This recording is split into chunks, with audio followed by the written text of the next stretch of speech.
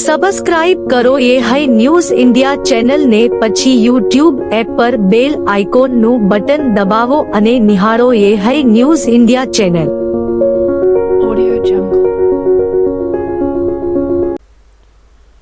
દેશમાં લોકસભા 2024ની ચૂંટણીઓ જાહેર થતા રાજકીય અને રાષ્ટ્રીય પક્ષો એક્શન મોડમાં આવી ગયા છે, ત્યારે ગુજરાત પોલીસ પણ સતર્ક બની છે।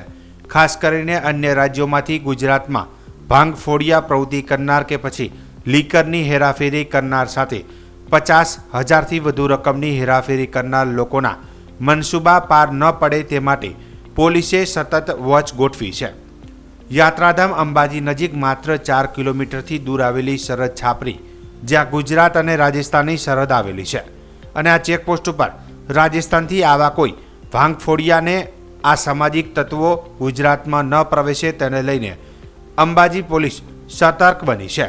હાલ તબક્કે રાજસ્થાન તરફથી ગુજરાતમાં આવતા મોટા ભાગે તમામ વાહનોની ઝીણવટભરી તપાસ કરવામાં આવી રહી છે। આ ચેકપોસ્ટ ઉપર પોલીસ, હોમગાર્ડ અધિકારીઓ સહિત હથિયારી પોલીસ પણ તૈનાત કરવામાં આવી છે, જે નાના મોટા અનેક વાહનોની તપાસ કરી રહ્યા છે। જોકે હાલ તબક્કે પોલીસે હાથ ધરેલી આ તપાસ ઝુંબેશમાં કોઈપણ જાતની મોટી રકમ કે લીકરનો જથ્થો ઝડપાયો નથી। પોલીસે હાલ તબક્કે રાઉન્ડ ધ ક્લોક 24 કલાક પોતાની ફરજ બજાવી રહી છે।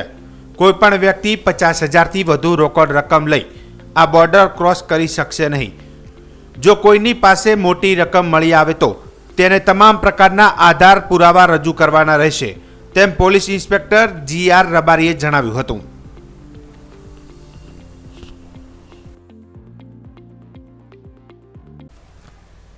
બનાસકાંઠા જિલ્લાના અમીરગઢ તાલુકાના અરણીવાડા અને વાડા ગામની સીમમાં આવેલ બનાસ નદીમાં ટ્રેક્ટરો દ્વારા ખનન માફિયાઓ દ્વારા રેતી ચોરી કરી માર્ગ ઉપર બેફામ લાયસન્સ વગર તેમજ દારૂ પીને ચલાવતા ટ્રેક્ટરો ચાલકોથી બે ગામોના લોકો ત્રાહિમામ પોકારી ઉઠ્યા હતા। ત્યારે તંત્રને રજૂઆત કરવા છતાં કોઈ પણ નક્કર પગલાં લેવામાં આવી રહ્યા ન હતા। ત્યારે બે ગામના લોકો એકઠા થઈ બનાસ નદીમાં રેતી ચોરી કરતા ટ્રેક્ટરોને રોકાવી સરકાર સામે આક્રોશ વ્યક્ત કર્યો હતો, અને ગામ લોકોએ જણાવ્યું હતું કે ટ્રેક્ટર ચાલકો બનાસ નદી રેતી ભરીને માર્ગ ઉપર બેફામ ચાલતા હોવાથી અવારનવાર અકસ્માતો સર્જાઈ રહ્યા છે, તેમજ બેફામ ટ્રેક્ટર ચાલકો ચાલતા હોવાના કારણે લોકોને અકસ્માત તેમજ જીવ ગુમાવવાનો ડર સતાવી રહ્યો છે, તેમજ સંકુલે જતા બાળકોને પણ અકસ્માતનો ભોગ બનવાનો વારો આવી શકે તેમ છે। તેમજ માર્ગ ઉપર રેતી ભરીને જતા ટ્રેક્ટરોની ટોલીમાંથી રેતી માર્ગ ઉપર પડવાના કારણે બાઇક સ્લીપના બનાવો બની રહ્યા છે, તેમજ માર્ગ ઉપર રેતી પડવાના કારણે પાકા રસ્તા, કાચા રસ્તા જેવી હાલત જોવા મળે છે।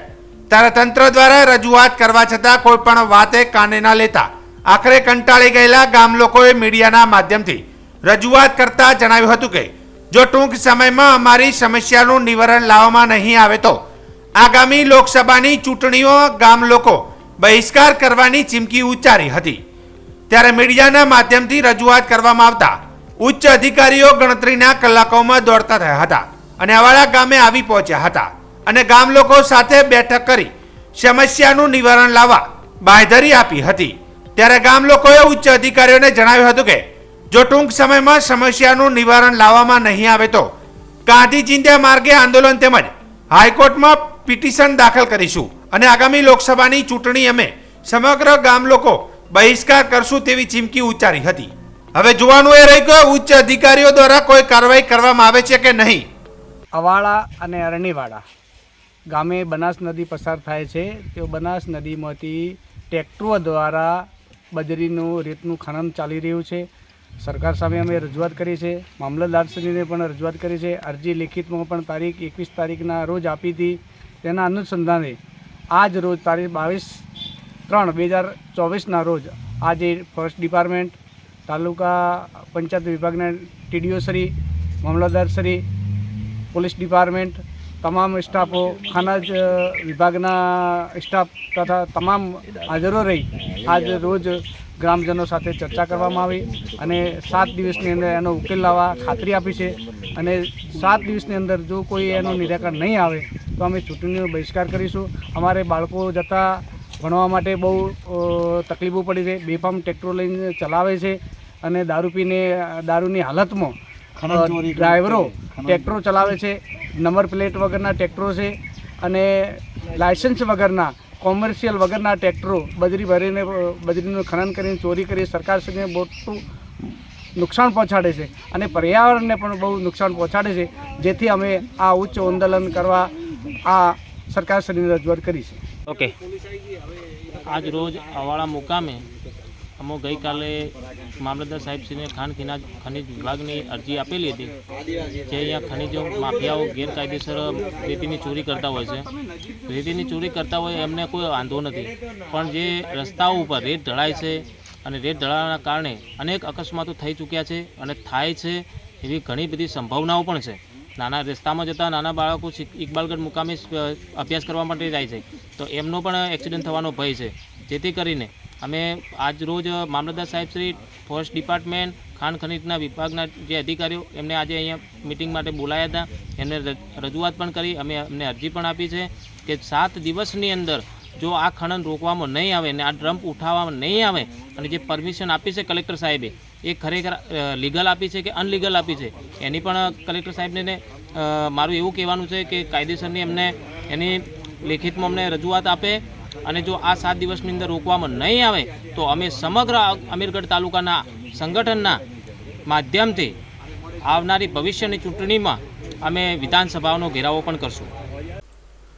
બનાસકાંઠા જિલ્લા પોલીસ વડાના માર્ગદર્શન મુજબ એવી Desai police inspector Deesa rural police સ્ટેશનને રાહબરી હેઠળ ડીસા રૂરલ પોલીસ સ્ટેશનના પોલીસ સ્ટાફના માણસો ડીસા રૂરલ પોલીસ સ્ટેશન વિસ્તારમાં દારૂની પ્રવૃત્તિ નેસ્ત નાબૂદ કરવા પેટ્રોલિંગમાં હતા. તે દરમિયાન એવી દેસાઈ પોલીસ ઇન્સ્પેક્ટરને મળેલ બાતમીના આધારે નારાયણસિંહ પોપટસિંહ વાઘેલા રહે રોબસ મોટી તાલુકો ડીસા જિલ્લો બનાસકાંઠાવાળાએ પોતાના કબજા ભોગવટાના ઘરે ગેરકાયદેસર અને વગર પાસ પરમિટનો ભારતીય બનાવટના પરપ્રાંતીય વિદેશી બોટલ બિયર નંગ 226 જેની કુલ કિંમત 25,530 મુદ્દામાલ વેચાણ અર્થે રાખી પોલીસ રેડ દરમિયાન ઘરે હાજર ન મળી આવેલ હોય આરોપી વિરુદ્ધમાં કાયદેસરની કાર્યવાહી કરી ડીસા રૂરલ પોલીસ દ્વારા હાઉસ રેડનો ગણનાપાત્ર કેસ શોધી ઉત્તમ પ્રોહિબિશન લગત કામગીરી કરી હતી, જેની વધુ તપાસ ડીસા રૂરલ પોલીસ ચલાવી રહી છે.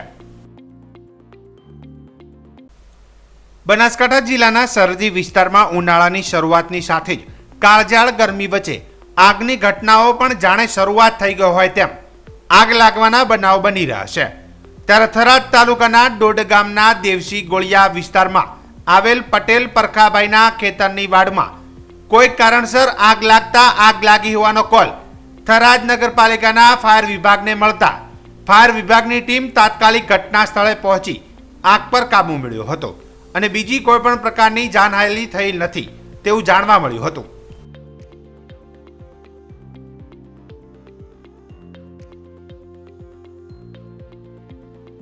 ગુજરાતમાં 26 બેઠકો પર લોકસભાની ચૂંટણીના પડઘમ વાગી રહ્યા છે અને હવે ભાજપ અને કોંગ્રેસના ઉમેદવાર જાહેર કરવામાં આવી રહ્યા છે. ત્યારે હવે 3 પાટણ લોકસભા બેઠકના કોંગ્રેસ પક્ષના પીઠ ઉમેદવાર તરીકે ચંદનજી ઠાકોરનું નામ જાહેર થતા કોંગ્રેસના કાર્યક્રમોમાં ખુશીનો માહોલ જોવા મળ્યો છે. જેમાં સૌથી અગત્યની બાબત વિશે વાત કરીએ તો કાંકરેજ તાલુકાના ટોટાણા ખાતે આવેલ શ્રી સદારામ બાપાના ધામ ખાતે સદારામ બાપાના પરમ ભક્ત ચંદનજી અને બનાસકાંઠા જિલ્લા લોકસભા બેઠકના કોંગ્રેસના ઉમેદવાર જ્ઞાનીબેન ઠાકોરે સૌપ્રથમ વખત દર્શન કરી આશીર્વાદ લીધા હતા.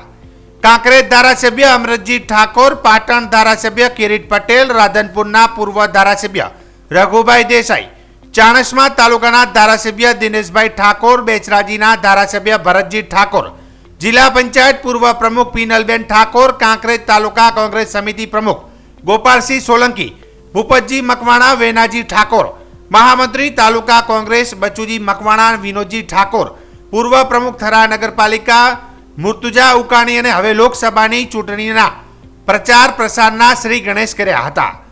તેમજ મોટી સંખ્યામાં યુવાનો, વડીલો સહિત મહિલા અને કોંગ્રેસ પક્ષના કાર્યકરો ઉપસ્થિત રહ્યા હતા. ત્યારબાદ થરા જાજરવડા વાળીનાથ મહાદેવ મંદિર ખાતે દર્શન કરી ધન્યતા અનુભવી હતી. ત્યારે દેવ દરબાર જાગીર મઠ ખાતે દર્શન કરી આશીર્વાદ સાથે નગર તેરવાડા ખાતે શ્રી ચેહર માતાજીના દર્શન કરીને માતાજીના આશીર્વાદ લઈને ચૂંટણી પ્રચાર પ્રસારના શ્રી ગણેશ કર્યા હતા.